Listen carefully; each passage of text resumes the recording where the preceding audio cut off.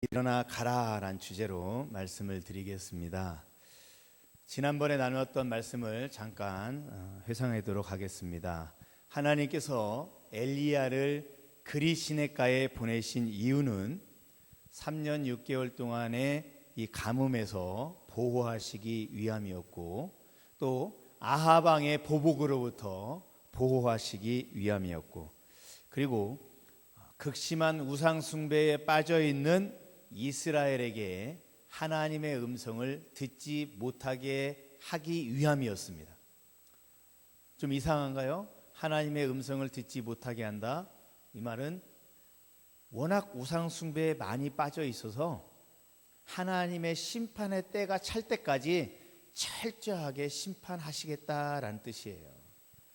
만약에 심판 도중에 하나님의 종인 엘리야가 말씀을 선포하고 그 말씀을 듣고 양심에 찔려서 회개함으로 나오면 하나님은 심판하다가도 멈춰야 돼요. 그런 일이 없도록 그만큼 철저하게 심판하시기 위해서 선지자를 한 곳에, 그리 시냇가라는 한적한 곳에 숨기신 것이죠. 이렇게 놓고 보면 육적인 가뭄이 있고 영적인 가뭄이 있습니다. 육적인 가뭄이면 3년 6개월 동안 비가 오지 않는 것이고, 정신적인 가뭄이라면 아합 왕의 폭정, 아합이 나봇의 포도원을 뺐죠. 아합의 폭정. 또 영적인 가뭄이 있죠. 말씀을 들을 수 없는 그런 가뭄이 있습니다.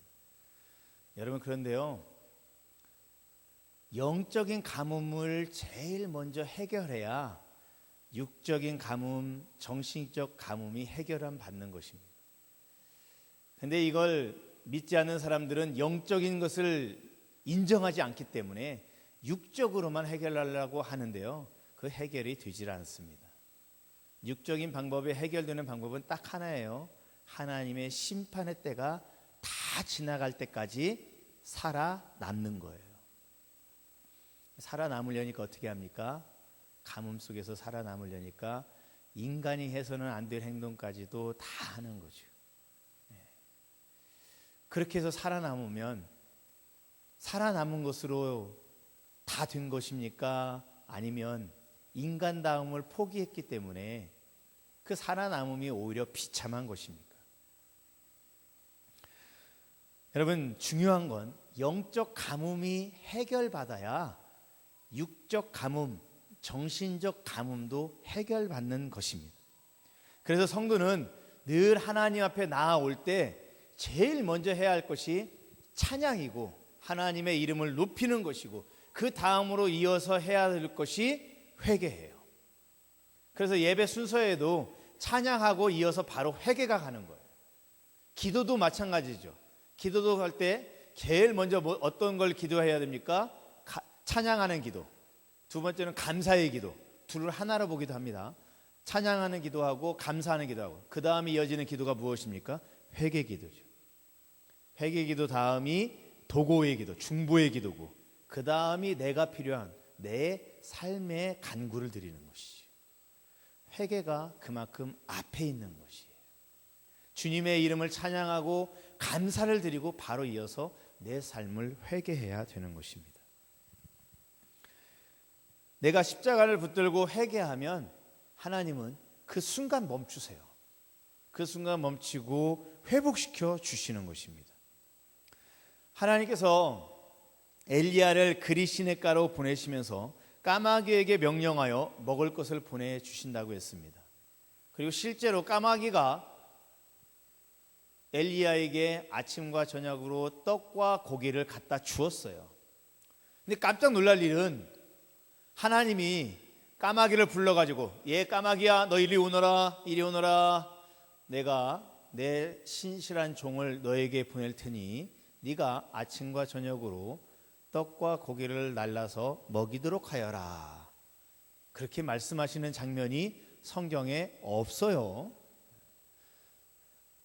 그런데 이 까마귀가 하나님께서 말씀하신 그대로 동물의 본성을 뛰어넘어서 이 엘리야에게 떡과 고기를 가져다 줍니다.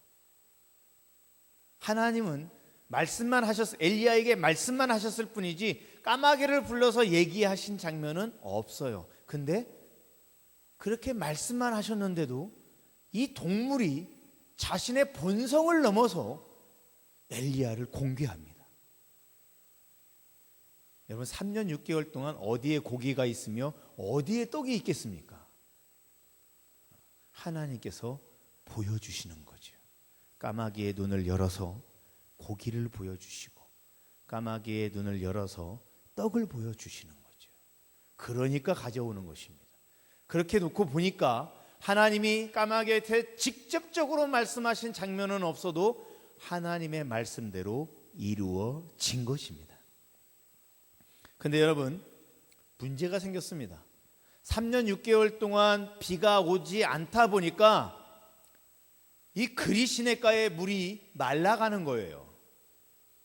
근데 여러분, 이런 일이 있을 수 있습니까? 하나님이 가라 한 곳이잖아요. 믿음으로 순종해서 갔잖아요.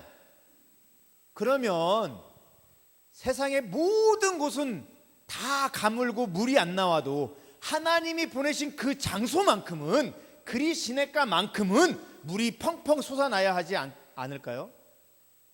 여러분, 그렇게 생각되지 않으십니까? 하나님, 내가 그리시네가 갈 테니까 그곳에 물을 주세요, 이런 기도 아니잖아요. 하나님께서 보내셨잖아요.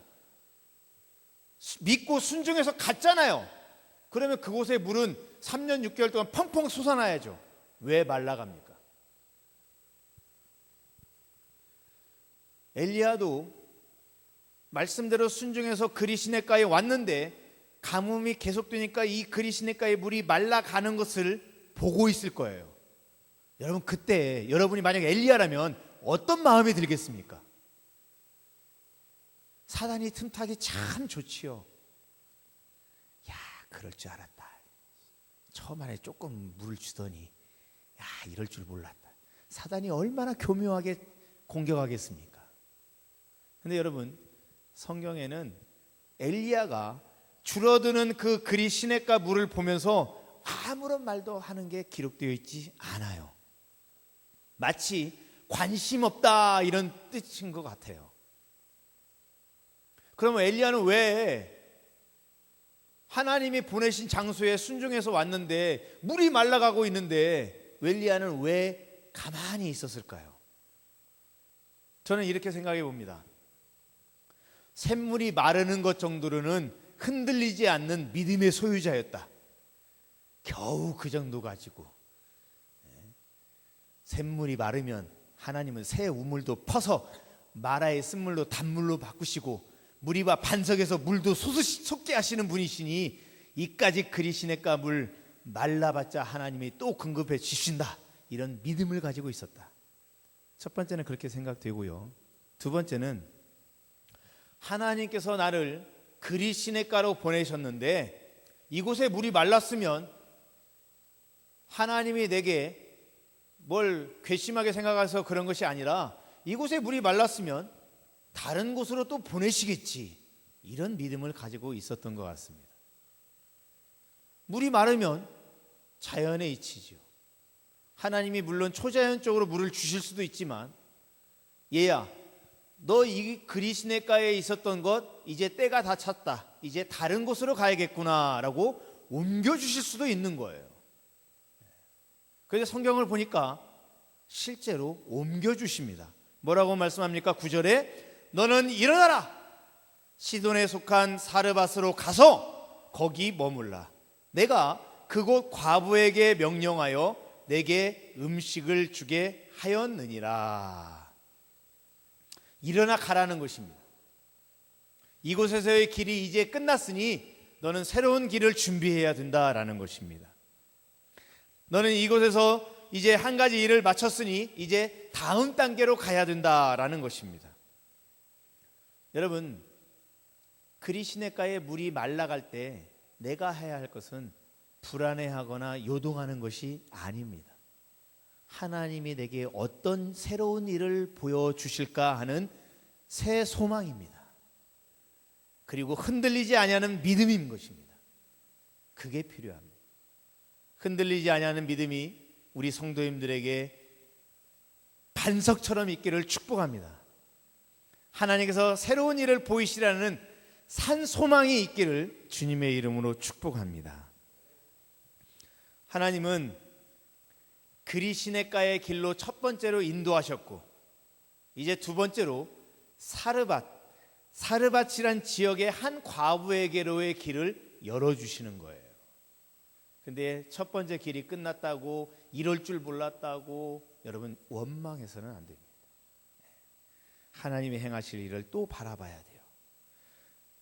어쩌면 내 삶이 이 그리시네가처럼 말라가는 삶일 수도 있습니다. 말라가는 삶을 보면서 힘들지요. 가뭄으로 막혀가는 내 모습을 살펴보면 답답하고 길이 안 보일 것입니다.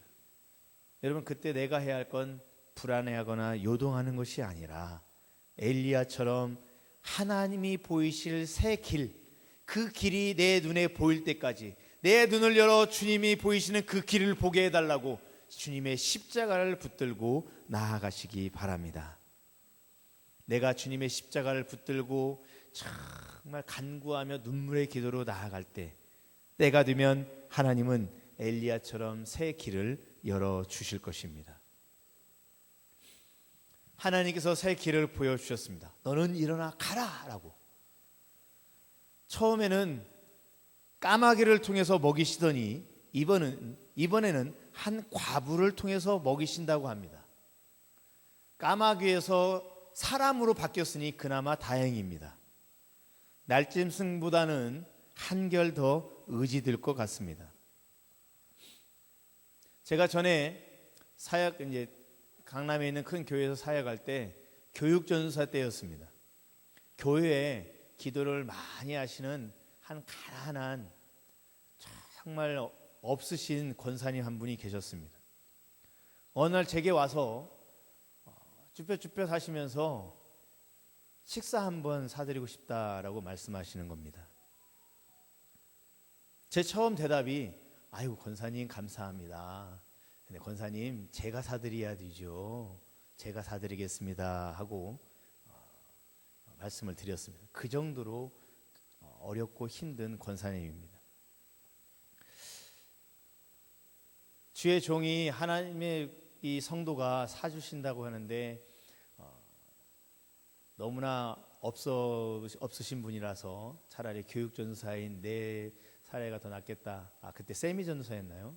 하여튼 내가 더 낫겠다 싶어서 사드렸는데, 그런 마음으로 약속을 잡고 이제 밥을 먹는데, 이 권사님의 지나간 일들을 식사하면서 조금씩 얘기하시는데 목이 메어서 넘어가지가 않는 거예요. 목이 메어서 넘어가지를 못하는 거예요. 그러면서 본인이 내시겠다고 크고 그러시는데 이걸 뭐 계속 못 하시게 해서는 예의가 아닌 것 같아요.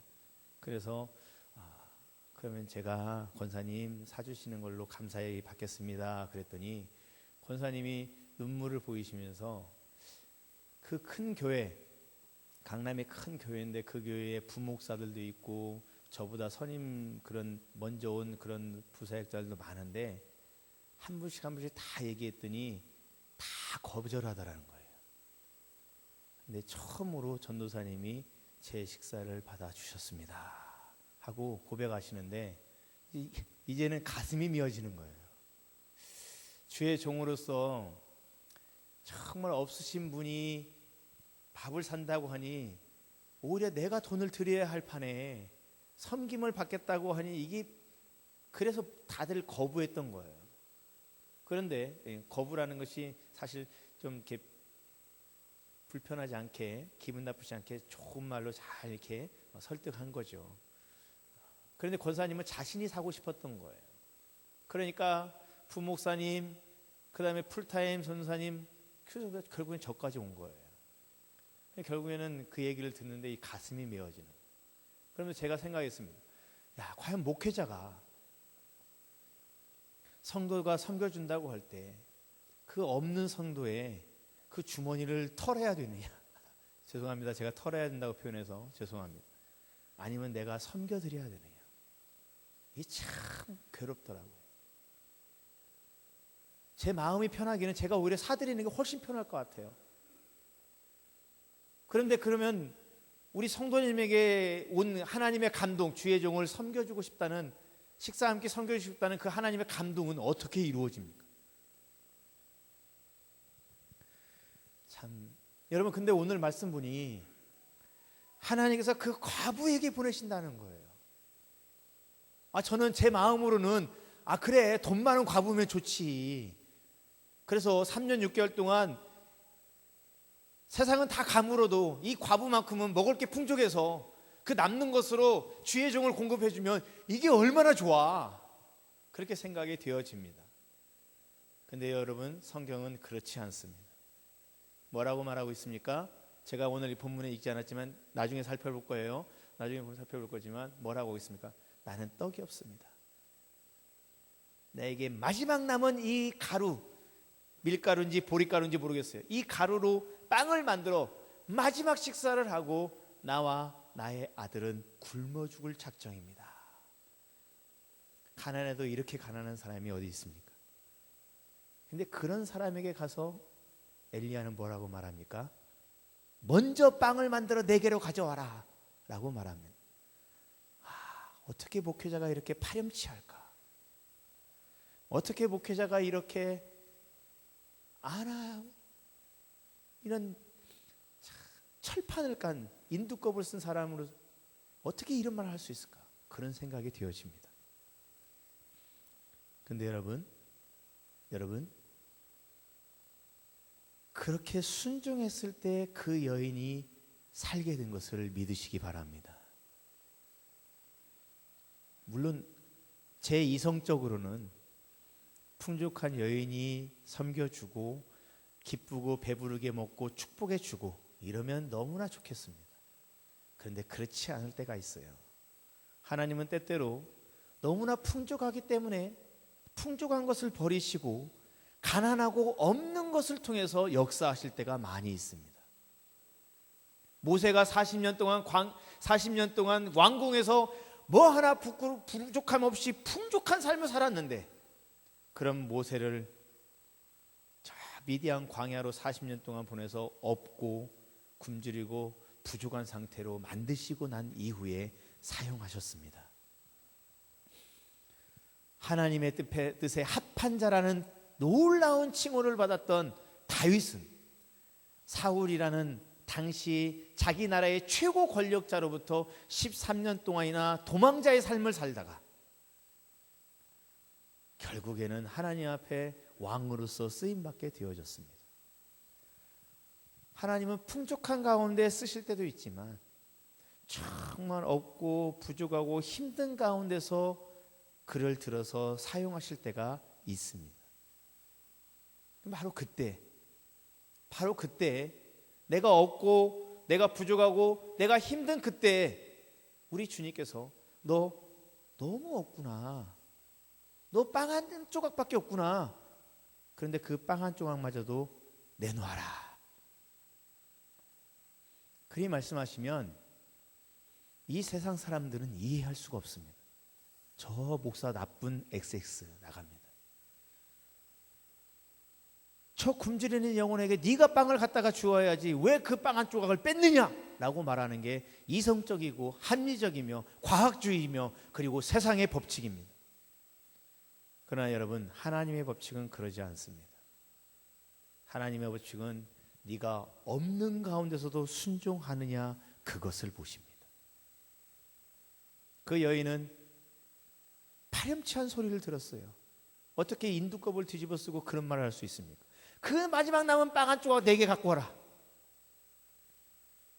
이건 사람이 할 수 있는 말이 아닙니다.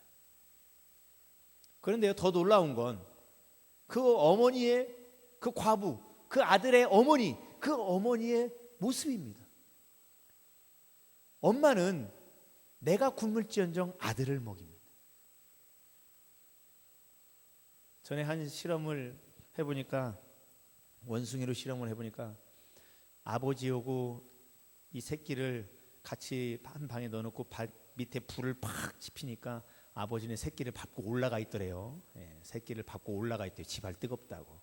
근데 어머니를 갖다 놓고 엄마를 갖다 놓고 새끼를 갖다 놓고 부를 때니까 엄마는 새끼를 품에 안더래요. 여러분, 아버지들께 죄송합니다. 저도 아버지지만 죄송해요. 아버지 마음보다 자식을 위하는 마음은 어머니가 더 강합니다. 모성 본능이죠. 품었기 때문에 훨씬 더 강해요. 그런데 그 어머니가 마지막 남은 빵 한 조각 자기 아들에게 먹이고 이제는 굶어 죽어야 한다라는 그런 처절한 현실 앞에서 그 여인이 어떻게 행동합니까? 그 여인은 이렇게 말합니다. 마지막 남은 빵 한 조각을 만들어 먹고 우리는 이제 굶어 죽으려고 합니다. 이 말은 한 줄기 희망마저도 다 사라졌다는 뜻입니다. 나에게 있는 한 줄기, 사람은요 아무리 어렵고 힘든 순간이라 할지라도 한 줄기 희망이 있으면 그 희망을 붙잡고 살아남는 게 사람의 본성입니다. 그런데 그 본성이 꺾여버리면 생을 포기합니다. 그게 사람이에요. 이 여인은 마지막 한 줄기 그 빛, 그 빵 한 조각을 먹고 죽겠다라는 생의 한 줄기 빛이 사라진 여인이에요. 그런데 그 여인의 그 눈물 젖은 빵을 이 하나님의 사람이라는 엘리야가 요청합니다. 근데 놀라운 건 그 어머니의 본성이에요. 본성은 자기 자식에게 주는 거죠. 자기는 굶을지언정 자식에게 주어야 되는데 이 어머니가 빵을 나누어서 엘리야에게 갖다 줍니다.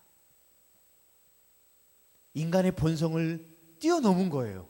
까마귀가 동물의 본성을 뛰어넘은 것처럼 이 어머니가 인간의 본성, 어미의 본성, 자식을 위하는 모성 본능을 뛰어넘어 하나님의 종에게 가져옵니다. 생각해보니 빵 한 조각을 나누었으니 더 굶주릴 것이고 더 배고플 것이고 더 힘들 텐데 여러분 그 없는 중에 순종했더니 오히려 더 풍족하게 되어진 것을 믿으시기 바랍니다. 3년 6개월 동안 세상의 모든 곳에서는 굶주리고 있었지만 그 여인의 기름병은 그치지 아니하였고 그 여인의 가루통에서는 가루가 멈추지 아니하였습니다. 하나님께서 채우시고 하나님께서 부어주셨습니다. 그리고 그 여인은 그것을 통해 하나님의 종을 섬겨 주었습니다. 여러분, 이 여인은 보통 여인이 아닌 것 같습니다. 모성 본능을 뛰어넘을 정도의 여인입니다. 그런데 이 여인이 살았던 지역은 어디입니까? 사르밧입니다. 시돈 지역. 시돈 지역은 이스라엘 땅이 아니에요. 시돈 지역은 바알 종교, 당시 이스라엘이 빠져있던 바알 종교의 시작한 곳이고 바알 종교의 중심지예요. 그곳에 있는 한 여인, 어쩌면 하나님을 믿는다기보다 바알을 믿고 있다고 생각되는 그 한 여인이 듣보잡이란 말 아십니까? 들어본 적도 없고 본 적도 없는 잡놈이라는 뜻입니다. 죄송합니다만 잡놈이라는 뜻입니다. 그런 듣보잡 같은 한 알지도 못하고 보지도 못하고 내가 생각지도 못했던 그리고 내가 섬기는 신을 섬기는 제사장도 아닌 그런 이방 사람이 와가지고 너에게 남은 마지막 빵 한 조각을 내게 가져오라 라고 말했을 때 저런 미친놈 하는 게 정상일 텐데 모성 본능을 뛰어넘어 그 떡을 그 빵을 엘리야에게 갖다 주는 이 여인을 볼 때 여러분 이 여인이 얼마나 대단한지 이제 이해가 되십니까? 이 여인이 엘리야에게 고백했을 때 이렇게 말합니다. 12절에 보면 나에게는 떡이 없다. 나에게는 떡이 없다라고 말합니다. 여러분 저는 이 말씀에 이 가슴이 다 꽂히는 거예요. 지금 세상에는 생명의 떡이신 예수 그리스도가 없는 사람이 너무나 많아요. 생명의 떡이 없는 이방인들이 너무나 많이 있습니다. 생명의 떡이신 그리스도가 없다는 것, 그리고 그리스도가 없는 그들의 현실은 이제 나뭇가지를 주워다가 음식을 만들어 먹고 그 후에는 죽어야만 되는 인생일 뿐인 것입니다. 그런 인생을 살아가는 사람들이 너무나 많이 있어요. 그런데 그런 인생에게 주님이 다가오십니다. 하나님이 사람이 다가옵니다. 그리고 이렇게 말합니다. 13절 보세요. 먼저 그것으로 나를 위하여 작은 떡 한 개를 만들어 내게로 가져오고 그 위에 너와 내 아들을 위하여 만들라. 이제 마지막 음식을 만들어 먹고 죽어야만 할 내 인생에 주님이 다가오셨습니다. 내게 다가오신 그 주님 앞에 내가 순종했을 때, 그리고 내가 무릎을 꿇고 지금까지 살아왔던 내 삶의 방식과 내 삶의 패턴을 다 내려놓고 십자가를 붙들듯이 말도 안 되는 먼저 내게로 떡을 가져와라, 빵을 가져와라 하는 이 말씀에 순종했을 때, 십자가 형틀이 당시에는 사용도구였지만 그 십자가 형틀을 통하여 구원의 문이 활짝 열리고 구원의 빛이 비친다는 이 말도 안 되는 소리지만, 그것을 믿음으로 받아들이고 십자가를 붙든 영혼은 다시는 그 기름병에 기름이 멈추지 않고 그 가루통에 가루가 멈추지 않는 축복을 누리게 되는 것입니다. 순종하여 빵을 주면 더 굶주리고 더 궁핍할 줄 알았는데 순종했더니 배부르게 되었고, 순종했더니 풍성하게 되었고, 순종했더니 걱정거리가 사라졌습니다. 왜 그렇습니까? 우리 주님은 생명의 떡이시기 때문입니다. 예수 믿으면 더 힘들 줄 알았는데, 예수 믿으면 세상에서 더 손해볼 줄 알았는데, 예수 믿으니 하나님께서 더 축복해 주시고 내 삶을 그 풍랑 가운데서 인도해 주시는 것입니다.